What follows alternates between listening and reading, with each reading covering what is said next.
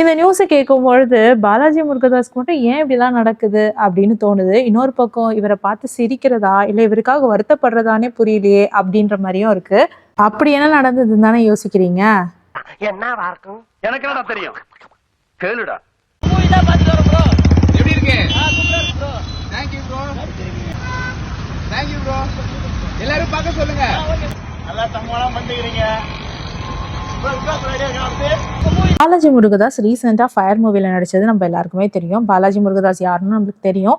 இவர் நம்மளுக்கு big pass கண்டஸ்டண்ட்டாக அறிமுகமானவர். இப்போ பார்த்தீங்கன்னா ஃபயர்ன்ற ஒரு மூவியில் நடிச்சிருக்காரு. அந்த படம் இப்போ பல சர்ச்சைக்கு அப்புறமா ரிலீஸ் ஆயிருக்கு, நல்லாவும் ஓடிக்கிட்டு இருக்கு. பாலாஜி முருகதாஸ் என்ன பண்ணியிருக்காருன்னா, தான் வண்டியில் ட்ராவல் பண்ணும்போது, அதாவது தன்னோட காரில் ட்ராவல் பண்ணும்போது வழியில் போகிற 2 பைக் ரைடர்ஸ் கிட்ட அவர் படத்தை பற்றி ரிவ்யூ கேட்டிருக்காரு. எப்படி இருந்தது பிரதர், படம் எப்படி இருந்தது அப்படின்னு கேட்டிருக்காரு. அதுக்கு அந்த பைக்ல போன பசங்களும் இவரை பார்த்தோன்னா எக்ஸைட் ஆகி மாசா கலக்கிருக்கீங்க ப்ரோ அப்படின்ற மாதிரி சொல்லிட்டு போயிட்டாங்க. இது இல்லாம ஒரு ஆட்டோ டிரைவர் கிட்டயும் ரிவ்யூ கேட்டிருக்காரு. இந்த ஓடுற வண்டியில ரிவ்யூ சொல்லிட்டு போனாங்க இல்லையா, இந்த பசங்களோட வீடியோவை எடுத்து பாலாஜி முருகதாஸ் அவரோட எக்ஸ் வலைத்தளத்துல பதிவிடுறாரு. அந்த வீடியோ வேற லெவல்ல வைரல் ஆயிருக்கு.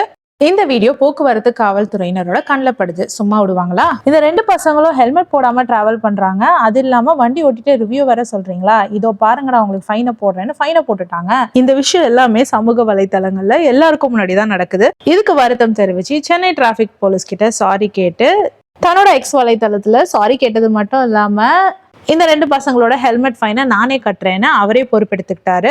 பாலாஜி முருகதாஸ் போட்ட அந்த வீடியோவை யாரோ ரிப்போர்ட் பண்ண போக உங்க அக்கௌண்ட்டை வெரிஃபை பண்ணியாச்சு, ஆக்ஷனும் எடுத்தாச்சுன்னு சொல்லிட்டு ஹெல்மெட் போடாம போனதுக்காக 2000 ரூபாய் ஃபைன்னு சொல்லிட்டு இதை பே பண்றதுக்கு இந்தாங்க QR கோடுன்னு சொல்லிட்டு அதையும் சேர்த்து ரீபோஸ்ட் பண்ணிட்டாங்க சென்னை டிராபிக் போலீஸ். இதை பத்தி சமூக வலைத்தளங்கள்ல பரவலா பேசிக்கிட்டு இருக்காங்க.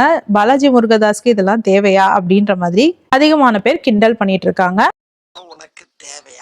இந்த வீடியோ பத்தினா உங்களோட விமர்சனங்களை கமெண்ட் செக்ஷன்ல பதிவிடுங்க. வேறொரு வீடியோல திரும்பவும் மீட் பண்ணலாம். Until then, bye from Jamima. Take care.